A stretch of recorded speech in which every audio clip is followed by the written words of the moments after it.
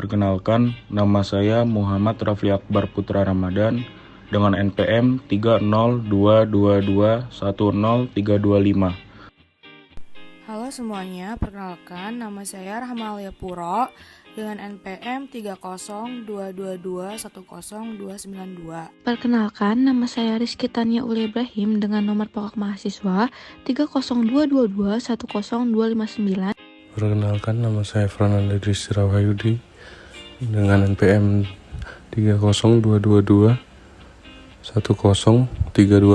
Perkenalkan, nama saya Risyanda Anissa Fitri, NPM saya 30222100287.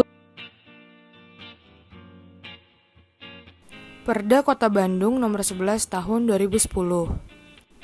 Peraturan Daerah Kota Bandung Nomor 11 Tahun 2010 tentang pelarangan, pengawasan, dan pengendalian minuman beralkohol memiliki tujuan untuk melindungi kepentingan umum, menjaga ketentraman, ketertiban, dan kelestarian lingkungan di Kota Bandung.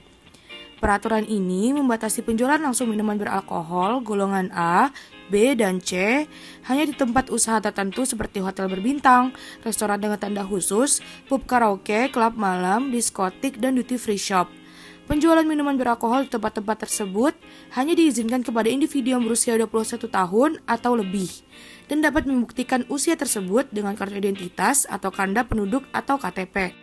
PPNS harus memberitahukan dimulainya penyidikan dan menyampaikan hasil penyidikan kepada penuntut umum melalui penyidik Polisi Negara Republik Indonesia dalam hal pelanggaran terhadap ketentuan pasal 5 ayat 1, 2, 3, 4, pasal 8 ayat 1 sampai 7, pasal 17 ayat 1 dan ayat 3, serta pasal 18 huruf A.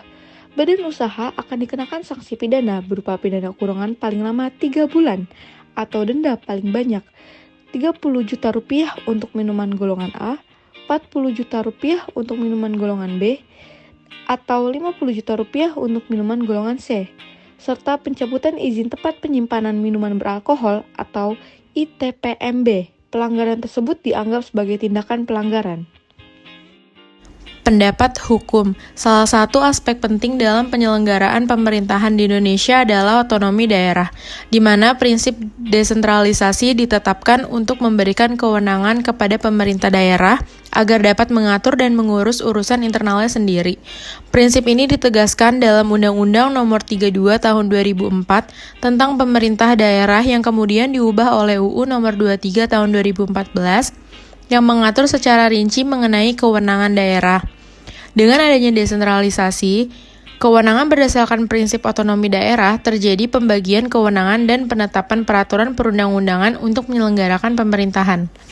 Pendapat hukum sebagai sebuah negara hukum sesuai dengan pasal 1 ayat 3 UUD NRI. Indonesia mengatur segala hal berdasarkan koridornya masing-masing, termasuk dalam mengatur tingkatan produk hukum atau regulasi. Oleh karena itu, penting bagi produk hukum yang disusun untuk memperhatikan kedudukan dari yang lebih tinggi hingga yang paling rendah, termasuk landasan dan asas pembentukannya. 3 landasan pembentuk peraturan perundang-undangan. 1. Landasan filosofis yang mencakup dasar filsafat, pandangan atau ide yang menjadi landasan cita-cita dalam merumuskan rencana atau draft peraturan negara. 2. Landasan yuridis yang menunjuk pada ketentuan hukum yang menjadi dasar pembuatan peraturan. Lalu 3. Landasan yuridis berhubungan dengan garis kebijakan politik yang menjadi dasar bagi pelaksanaan pemerintahan negara. Pendapat hukum. Peraturan Daerah atau Perda Kota Bandung Nomor 11 Tahun 2010 merupakan revisi dari Perda Kota Bandung Nomor 3 Tahun 2005 tentang ketertiban, keamanan, dan ketentraman umum atau K3. Peraturan ini memiliki tujuan untuk melindungi kepentingan umum, menjaga ketentraman, ketertiban, dan kelestarian lingkungan di Kota Bandung. Berikut adalah parafrasa anotasi tentang Perda Nomor 11 /2010.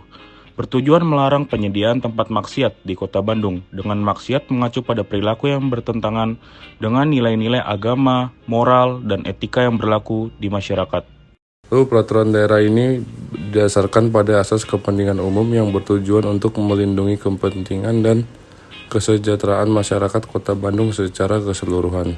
Larangan pengawasan dan pengendalian terhadap minuman beralkohol dipandang sebagai upaya untuk menjaga ketentraman, ketertiban, dan kelestarian lingkungan di kota tersebut. Sekian dari kelompok 4, semoga bermanfaat untuk teman-teman semua. Kurang lebihnya mohon maaf. Wassalamualaikum warahmatullahi wabarakatuh.